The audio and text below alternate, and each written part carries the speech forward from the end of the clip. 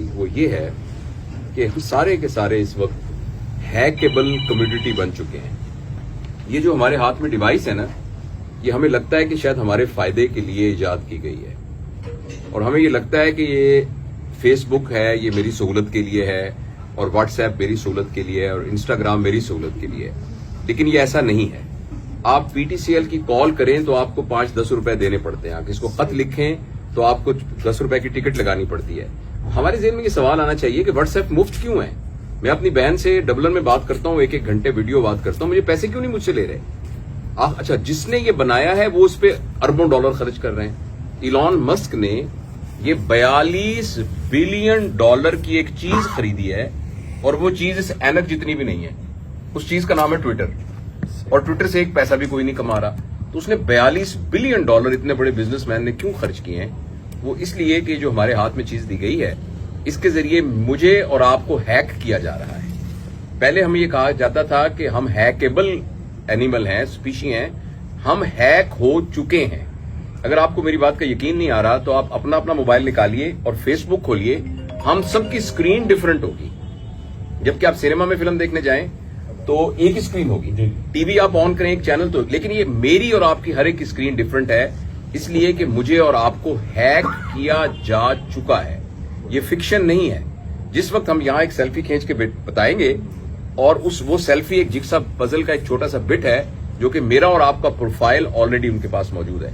इसलिए कि एक जमाने में जब जमीन जिसके पास ज्यादा, सॉरी मैं ज्यादा लंबी बात तो नहीं सर, मैं आपको इंटरप्ट करूंगा कि जिसके पास जमीन ज्यादा होती थी उसके पास पावर ज्यादा थी, तो लोग मुल्कों पे कब्जा कर लेते थे। फिर ये पता लगा कि मशीनें अगर ज्यादा हो जाएंगी तो उस पे वो ताकतवर होगा। अब जिसके पास डाटा ज्यादा है वो ताकतवर है। ये बात मैंने इसलिए आपको बताई कि इस वक्त बहुत फजूल डाटा इसके ऊपर आ रहा है, और उस डाटा के जरिए हमारे दिमाग को प्लूट किया जा रहा है, खास तौर पर हमारी यूथ के। तो मैं इसकी तफसील में जाने की बजाय सिर्फ मैंने इशारतन अर्ज किया है, हमारे लिए इसके ऊपर जो ये काम कह रहे हैं, वीलॉग बनाना या जो हम अच्छी बात सोच रहे हैं उसको बयान करना इसलिए बहुत जरूरी है कि हम उस गलत डाटा को कम से कम कुछ ना कुछ कम्बैट कर सकें, कोई ना कोई अच्छी बात इसके ऊपर नजर आए। दुनिया का तो अब तो ये तो हिस्सा बन गया है और हमारा भी जिंदगी का हिस्सा है। इसमें अब इसको अपने आप को बचाएं कैसे? देखिए, मुझे तो ये लग रहा है कि बहुत जल्दी इंसानियत ने ये फैसला किया हुआ है, इंसानियत ने इस बुनियाद पर फैसला किया हुआ है कि लोगों का वैल्यू सिस्टम अब ये बन गया है कि जिसके पास पैसा ज्यादा होगा वो ताकतवर होगा। एक पैसे की अहमियत हमेशा मुआशरे में रही है, लेकिन पैसा वैल्यू सिस्टम के एतबार से टॉप पर नहीं था। वैल्यू उस चीज की थी जो पैसे के बगैर खरीदी जा सकती है। हम भी कहेंगे कि ईमानदारी की ज्यादा वैल्यू है पैसे से, सच्चाई की। लेकिन दुनिया में कुछ लोगों ने ये ठान लिया है कि उन्होंने पूरी दुनिया के सरमाए को इकट्ठा करना है, और वो लोग इकट्ठे भी हो चुके हैं, और वो इस चक्कर में इस दुनिया को यहां से नीस्तो नाबूद करने पर तुले हुए हैं। ये जो कुछ मेटावर्स हो रहा है और जिस तरीके से डाटा कंट्रोल हो रहा है, कुछ अरसे के बाद मुल्कों की हुकूमत नहीं होगी बल्कि ऑर्गेनाइजेशंस की हुकूमत होगी।